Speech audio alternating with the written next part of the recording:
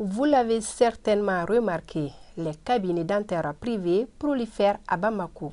Un état de fait dû à plusieurs raisons comme l'insuffisance du quota accordé au secteur lors des concours d'entrée à la fonction publique. L'une de nos équipes s'intéresse ce soir à la question. Il s'agit de Modibo Siribi. Au Mali, chaque année, c'est 4 à 5 cabinets dentaires qui sont ouverts par des particuliers. À ce jour, près de 165 chirurgiens dentistes sont inscrits à l'ordre des chirurgiens dentistes du Mali, selon le président de l'ordre des chirurgiens dentistes du Mali. Ces différents chiffres dénotent de l'augmentation des cabinets dentaires privés au Mali.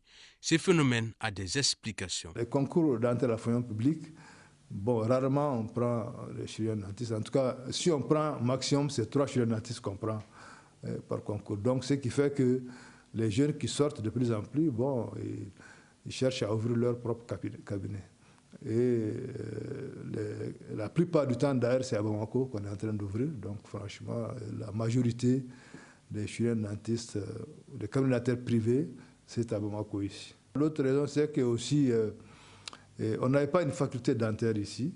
Donc, on a ouvert la faculté dentaire et actuellement, on est pratiquement à la 13e, 14e promotion de sortie. Donc, et par sortie, il y a environ 15 chirurgiens dentistes qui sortent. Donc, pour ne pas chômer, ils cherchent à ouvrir leur cabinet dentaire. Parce qu'il peut y avoir des personnes qui ouvrent des cabinets parce que tout simplement, ils ont les moyens d'acheter les matériels là. Donc, ils ouvrent les cabinets de gauche à droite. Et puis d'ailleurs, la chirurgie dentaire, c'est un métier libéral. Et il y a quelques-uns qui vont vers le public. C'est donc le faible taux de recrutement dans la fonction publique qui pousse ces individus à s'installer à leur compte. Une situation qui peut contribuer à l'amélioration des conditions sanitaires dans notre pays. C'est une bonne chose parce que Bamako fait plus de 3 millions d'habitants. Et vous prenez les tableaux, même de l'or, ça ne dépasse pas les 115, c'est que c'est une bonne chose.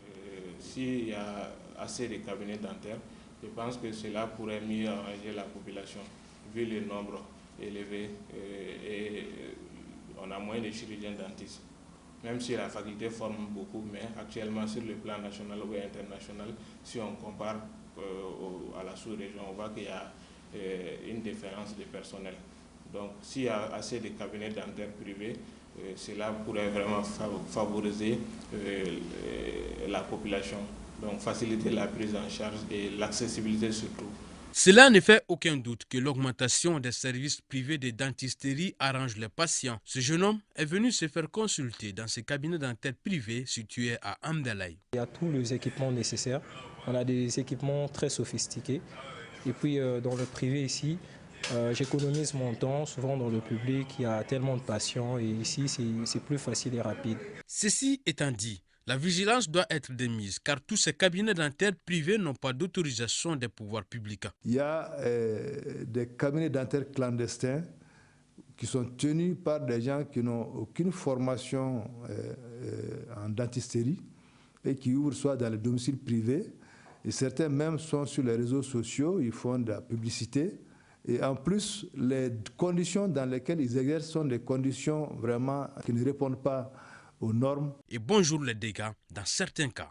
C'est des gens qui après ont des problèmes et ils viennent voir les chirurgiens dentistes. C'est en 1986 qu'a été ouvert le premier cabinet dentaire privé au Mali. De nos jours, on dénombre 35 cabinets dentaires privés au Mali selon l'ordre des chirurgiens dentistes du Mali.